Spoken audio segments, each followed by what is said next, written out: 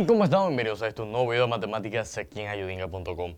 El tema que veremos el día de hoy vendría a ser nuestro primer video, sí, nuestro primer video acerca de lo que es las derivadas de las funciones hiperbólicas. Como pueden ver, tengo el tablero harto en una cantidad absurdamente llena o grande de fórmulas, pero que todas tienen una explicación, un sentido lógico y de una salen todas, y ya van a ver por qué.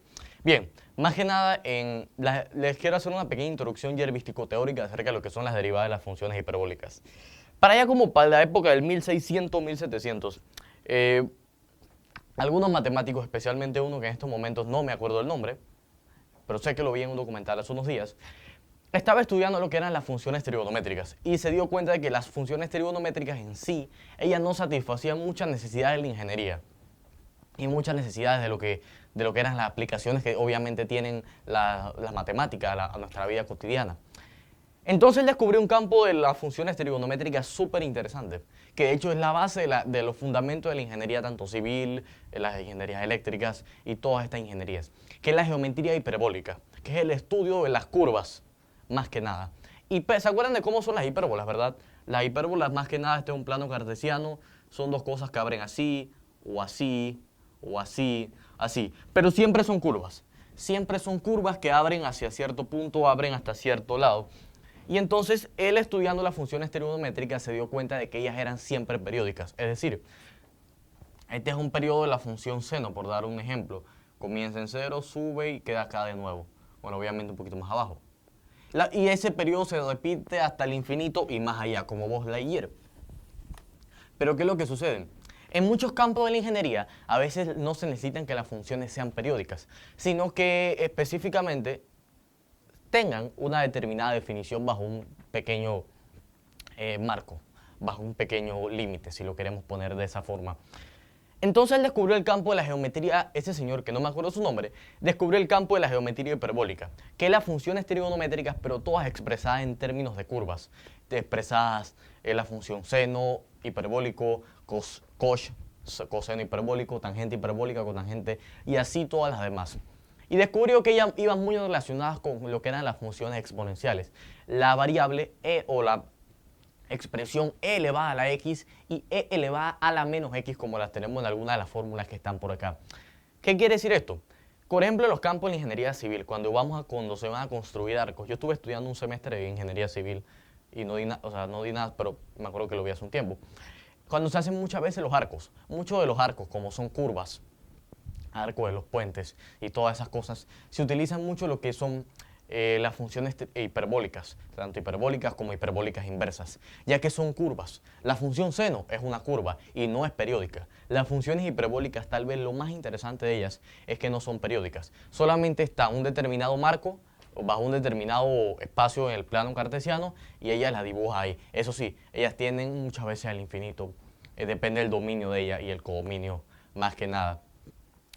Pero no se repiten cada cierto tiempo. Ellas son curvas que abren hacia arriba, abren hacia abajo o abren a cualquiera de los lados.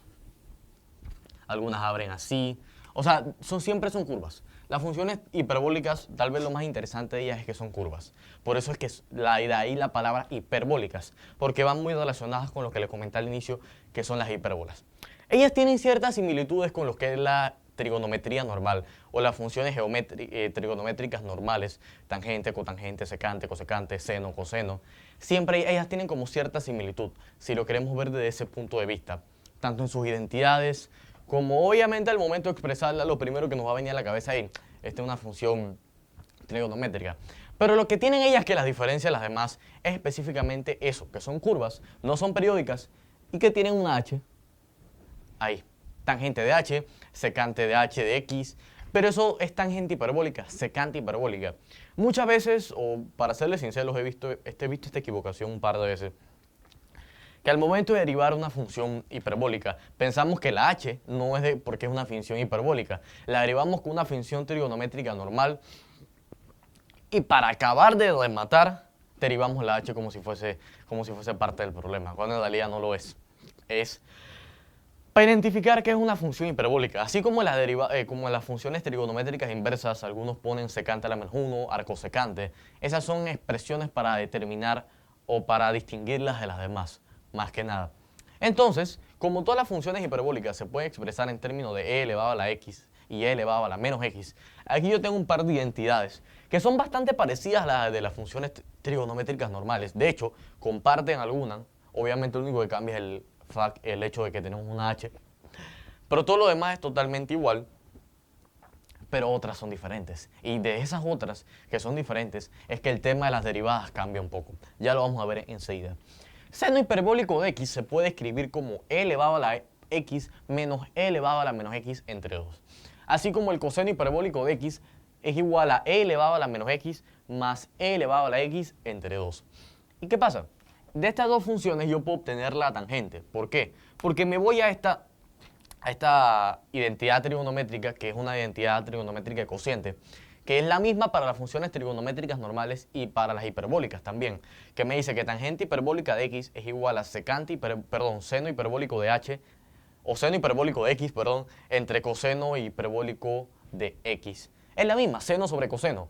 Entonces, si yo tengo la definición de seno hiperbólico y de coseno hiperbólico, la reemplazo acá y los dos se simplifican y me queda la expresión que está acá.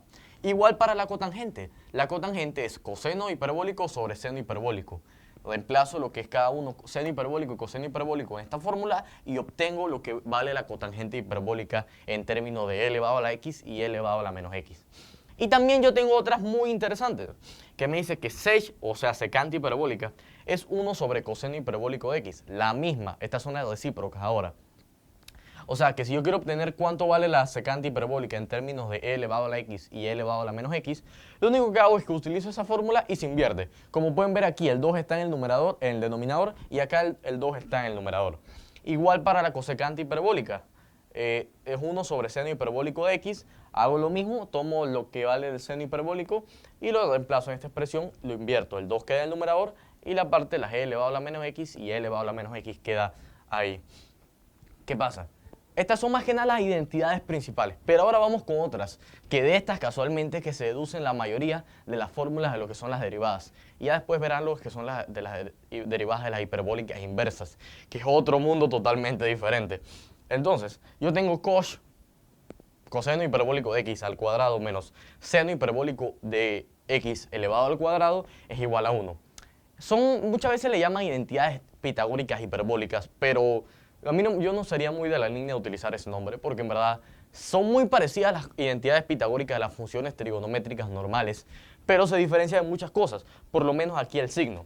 En las funciones trigonométricas normales, aquí es positivo. Coseno al cuadrado de x más seno al cuadrado de x es igual a 1, pero aquí es negativo. Esa es la primera diferencia. Voy a marcarlo con un asterisco para que sepan cuáles son las diferentes y cuáles son las iguales. Bien, 1 más tangente hiperbólica tangente hiperbólica al cuadrado de x es igual a secante hiperbólica al cuadrado de x. En las trigonométricas normales, aquí esto se suma, si mal no recuerdo. Si no, por favor, déjame en los comentarios del video. Así que esta es la segunda diferencia. Y la última, 1 menos cotangente hiperbólica de x al cuadrado, cotangente hiperbólica al cuadrado de x es igual a menos cosecante hiperbólica al cuadrado de x. En las otras, en las normales, esto es sumando y aquí es restando. Así que esta es la segunda diferencia. Perfecto. Básicamente son como 4 diferencias, pero ya las vamos a ver después. ¿Se acordarán ustedes que también en el campo de las funciones trigonométricas normales están las fórmulas de suma y diferencia de los ángulos? En este caso tenemos la fórmula de suma y diferencia o las fórmulas de suma para dos ángulos, pero en el campo de las hiperbólicas. Seno hiperbólico de x más h se puede expresar con la siguiente fórmula. Seno hiperbólico de x por cosecante hiperbólica de y más cosecante hiperbólica de y más seno hiperbólico este es coseno hiperbólico de x, perdón. Coseno hiperbólico de x por seno hiperbólico de y, básicamente. Y también me dice que cosecante o cosecante hiperbólica de x más y se puede expresar como cosecante hiperbólica de x, cosecante hiperbólica de y, más seno hiperbólico de x, seno hiperbólico de y. Ok. Después tenemos las fórmulas para las identidades hiperbólicas. Esto es un seno hiperbólico de 2x es igual a 2, y esto es una multiplicación. Estoy equivocándome un poquito en esa parte. 2 seno hiperbólico de x, coseno hiperbólico de x. básicamente estas son iguales a los que son las fórmulas de las funciones tanto de suma y de resta para los ángulos iguales en las funciones trigonométricas o para ángulos diferentes en las funciones trigonométricas normales, únicamente que acá son hiperbólicas. Y acá viene la que es tal vez la mayor diferencia. El coseno hiperbólico del doble ángulo. El seno hiperbólico del doble ángulo era igual, pero el coseno hiperbólico del doble ángulo, solo porque son hiperbólicas, no mentira, tiene explicación geométrica, es diferente. Si allá era positivo, si allá era negativo, perdón, acá es positivo, acá se suma. Coseno hiperbólico de 2x es igual a coseno hiperbólico de x al cuadrado, o coseno hiperbólico al cuadrado de x, más seno hiperbólico al cuadrado de x, para que vean. Y ya por fin, sabiendo todas las identidades y habiéndome equivocado como 2 o 3 veces, en verdad fueron 3 veces, sí, 3. Tenemos las derivadas.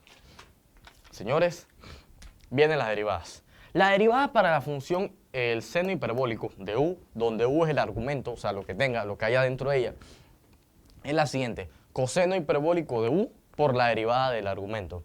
Bien parecida a lo que era la derivada de la función seno normal.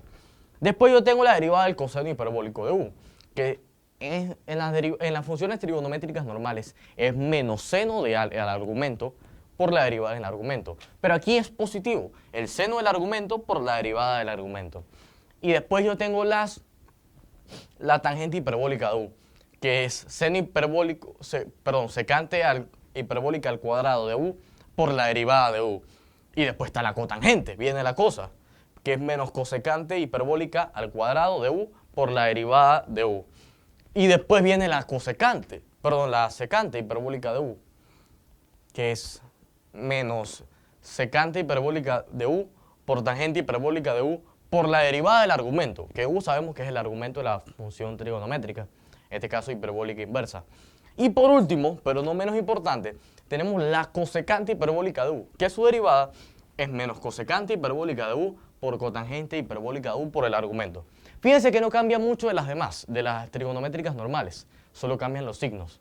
Y eso se debe a que en las identidades pitagóricas hiperbólicas, como muchos le llaman, los signos son diferentes. Porque si no lo sabían, de aquí se deducen la mayoría de esas fórmulas de aquí y de las otras identidades. Entonces, ya en el próximo video vamos con los problemas. Saludos y nos vemos en el próximo video, si así Dios nos lo permite. Hasta la próxima. Saludos.